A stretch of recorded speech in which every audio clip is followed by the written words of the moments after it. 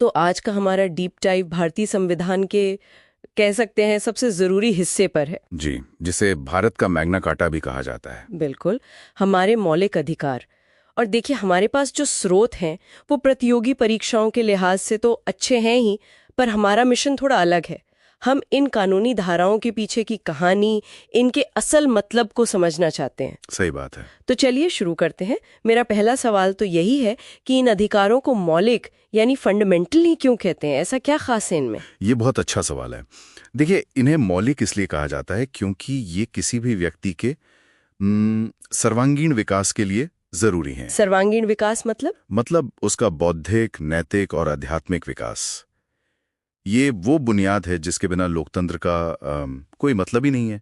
और इनकी कहानी भी बहुत दिलचस्प है। हाँ, कहाँ से शुरू हुई ये कहानी? प्रेरणा तो देखिए 1215 के इंग्लैंड के मैग्ना कार्टा से ली गई, फिर अमेरिका के बिल ऑफ राइट्स से। लेकिन भारत में इसकी मांग बहुत पहले 1928 की नेहरू रिपोर्ट में ही कर दी गई थी। अच्छा, मतलब ये सिर्फ कोई नकल नहीं है बल्कि हमारी अपनी आजादी की लड़ाई का एक अहम हिस्सा रहा है। जी हाँ, बिल्कुल।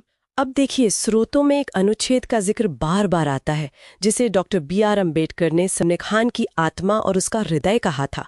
एक अकेला अनुच्छेद इतना महत्वपूर्ण कैसे हो सकता है? आप अनुच्छेद 32 की बात कर रही हैं? जी। सोचिए, अगर आपके पास बहुत सारे अधिकार हों लेकिन उन्हें लागू करवाने का कोई तरीका ही ना हो तो वो क्या है? सिर्फ कागज के टुकड़े। बिल्कुल। अनुच्छेद 32 वही तरीका है। यह हर नागरिक को अधिकार लेता है कि अगर उसके मौलिक अधिकारों का हनन हो तो वो सीधे सुप्रीम कोर्ट जा सकता है। हाँ, सीधे। इसीलिए इसे संवैधानिक उपचारों का अधिकार कहते हैं। ये बाकी सारे अधिकारों की गारंटी है। और इसे लागू करने के लिए कोर्ट क्या करता है? मतलब क्या प्रक्रिया है? कोर्ट के पास 5 बहुत शक्तिशाली हथियार हैं जिन्हें रिट या व्रिट्स कहते हैं। जैसे एक है बंदी प्रत्यक्षीकरण, हेबियस कॉर्पस। जी, हेबियस कॉर्पस। इसका मतलब है शरीर को प्रस्तुत करो। अगर किसी को गैर कानूनी तरीके से हिरासत में लिया गया है तो कोर्ट ये रिट जारी करके पुलिस को आदेश दे सकता है कि उस व्यक्ति को तुरंत अदालत के सामने लाओ। मतलब ये राज्य की मनमानी पर एक सीधी रोक है। सीधी और बहुत मजबूत रोक। चलिए अधिकारों पर ही बात करते हैं। एक अधिकार है जो सुनने में बड़ा सीधा लगता है, अनुच्छेद 21, प्राण एवं दैहिक स्वतंत्रता का अधिकार, राइट टू लाइफ। लेकिन स्रोत बताते हैं कि इसकी कहानी इतनी सीधी है नहीं। बिल्कुल नहीं है। 1978 में एक केस हुआ था, मेनका गांधी मामला। उससे पहले तक इसका मतलब बस इतना था कि राज्य आपकी जान नहीं ले सकता सिवाय कानूनी प्रक्रिया के। मतलब सिर्फ सांस लेना ही जीवन है। हाँ, बस इतना ही। लेकिन उस केस के बाद सुप्रीम कोर्ट ने इसकी व्याख्या कह सकते हैं कि पूरी तरह बदल दी। कोर्ट ने पूछा, क्या सिर्फ जिंदा रहना ही जीवन है या एक गरिमापूर्ण, एक सम्मान का जीवन जरूरी है? और इसी एक सवाल ने सब कुछ बदल दिया। हाँ, यहीं से इसकी परिभाषा बहुत बहुत ज्यादा व्यापक हो गई। आज अनुच्छेद 21 में सिर्फ जीने का अधिकार नहीं है। तो क्या क्या शामिल है इसमें? इसमें सम्मान से जीने का अधिकार, निजता का अधिकार यानी राइट टू प्राइवेसी, स्वच्छ पर्यावरण का अधिकार और यहाँ तक कि तेजी से सुनवाई का अधिकार भी शामिल है। कमाल है।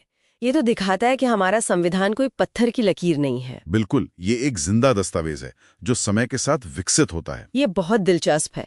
और ये अधिकार मतलब जीवन का अधिकार भारत में मौजूद हर व्यक्ति को मिलता है ना? सिर्फ नागरिकों को नहीं। जी हाँ। तो इससे एक और सवाल उठता है जो स्रोत में भी था, क्या सभी मौलिक अधिकार ऐसे ही सबके लिए हैं? मतलब भारतीय और विदेशी सबके लिए? नहीं, और ये समझना बहुत जरूरी है। संविधान ने इसमें एक संतुलन बनाया है। कुछ अधिकार जो एकदम बुनियादी मानव अधिकार हैं, जैसे अनुच्छेद 14 यानी कानून के सामने समानता, और अनुच्छेद 21। जी, और अनुच्छेद 21 जीवन का अधिकार, ये भारत में मौजूद हर व्यक्ति को मिलते हैं। पर कुछ अधिकार सिर्फ नागरिकों के लिए आरक्षित हैं। जैसे अनुच्छेद 19 जिसमें बोलने की आजादी, कहीं भी आने जाने की आजादी शामिल है, या फिर अनुच्छेद 15 जो धर्म, जाति, लिंग के आधार पर भेदभाव से रोकता है। तो कुल मिलाकर ये अधिकार सिर्फ कुछ नियम नहीं है, बल्कि हर व्यक्ति की गरिमा और आजादी को राज्य की ताकत से बचाने वाली एक ढाल है। बिल्कुल सही कहा। ये वो लक्ष्मण रेखा है जिसे सरकार भी पार नहीं कर सकती। और अंत में हमारे श्रोताओं के लिए सोचने के लिए एक विचार। स्रोत में अनुच्छेद 33 का भी जिक्र है।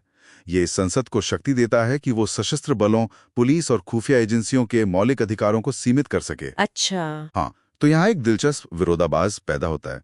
जिन लोगों पर हमारे अधिकारों की रक्षा की जिम्मेदारी है, उनके अपने अधिकार सीमित क्यों होने चाहिए? राष्ट्रीय सुरक्षा और व्यक्तिगत स्वतंत्रता के बीच ये रेखा आखिर कहाँ खींची जानी चाहिए?